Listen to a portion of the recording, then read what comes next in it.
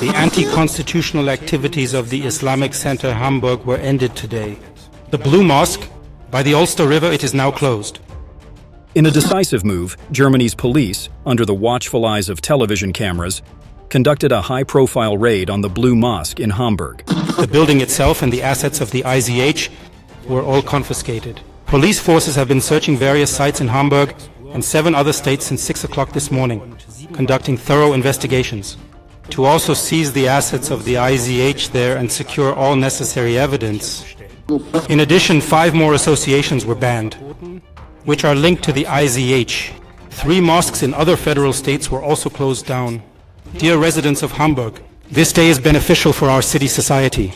My sincere thanks go to the Federal Interior Minister Nancy Faeser, who, unlike her predecessors, took our important hints seriously, initiated a legal investigation under association law, and today enforced the IZH ban. We are using one of the sharpest swords of our law, a ban on this organization. We are not acting against a religion. We are making a clear distinction between Islamists, against whom we are taking tough action, and the many Muslims who belong to our country and live their faith. This systematic approach was necessary because the IZH was active across the nation and part of a large, extensive Islamist network, which opposes the constitutional order in Germany and fundamental values of democracy and freedom. Because radical Islamism and anti-Semitism are dangerous ideologies and have absolutely no place in an open, democratic and free Hanseatic city.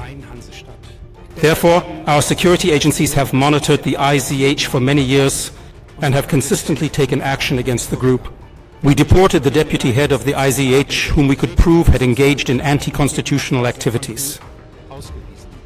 We ensured that the IZH leaves the Council of Islamic Communities in Hamburg City, and we legally enforced the Constitutional Protection Report on the IZH as an extremist and Iran-controlled institution in court.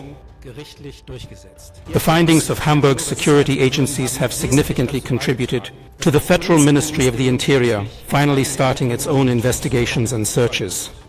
Our democracy is resilient, but a ban on associations must be based on the principles of the rule of law and stand up in court. The conditions for this are now in place.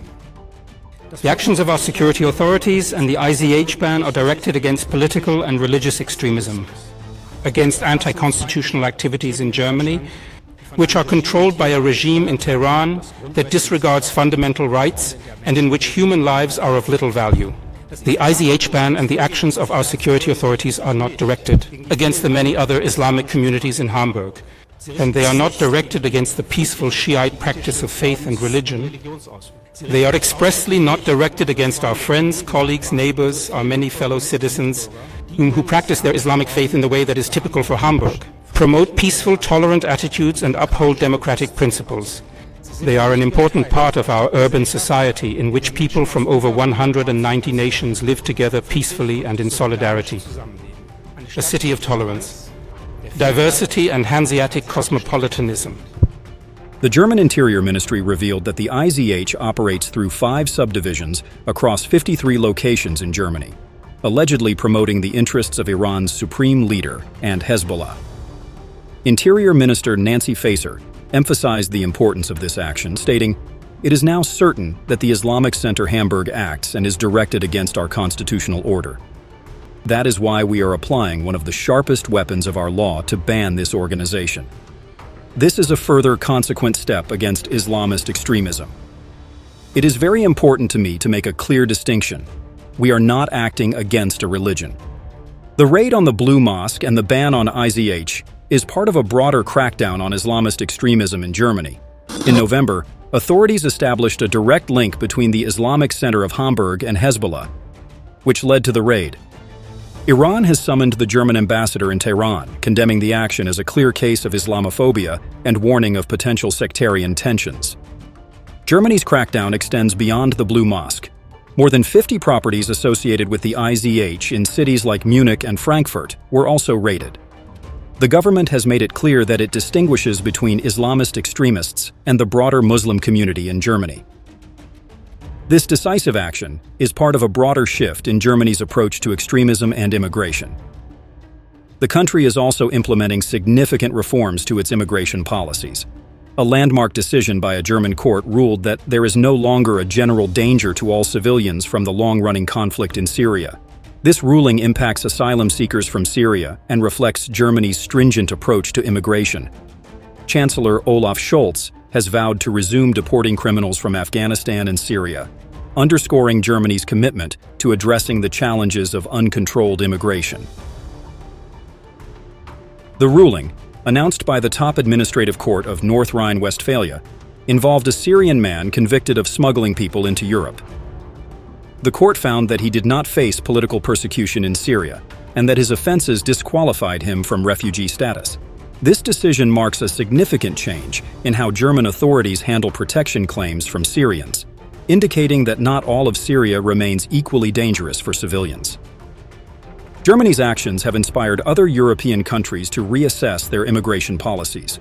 We're talking about protecting the European borders. I think we're using the words of infrastructure, surveillance, and I think all these details will be discussed during the meeting. So don't give us this rubbish about the need of educated immigration, as we heard yesterday. We don't need your doctors, we don't need your engineers. Take them all and pay for them. We don't need them. You know why? Because there is zero terrorist attacks in Poland. Why? Because there is no illegal migration in Poland. Poland, known for its strict stance on immigration, has become a model for other nations. The Polish government has responded to escalating violence at its borders by deploying armed officers and introducing new rules allowing soldiers to use weapons in self-defense. The Netherlands is also making significant changes, with the incoming government planning to implement the country's strictest ever asylum regulations. Led by the right-wing PVV party, the new coalition aims to strengthen border controls and limit the admittance of asylum seekers, reflecting a broader trend in Europe towards more stringent immigration policies. As Europe faces increasing challenges from uncontrolled immigration and extremist activities, Germany's approach serves as a potential model for other nations.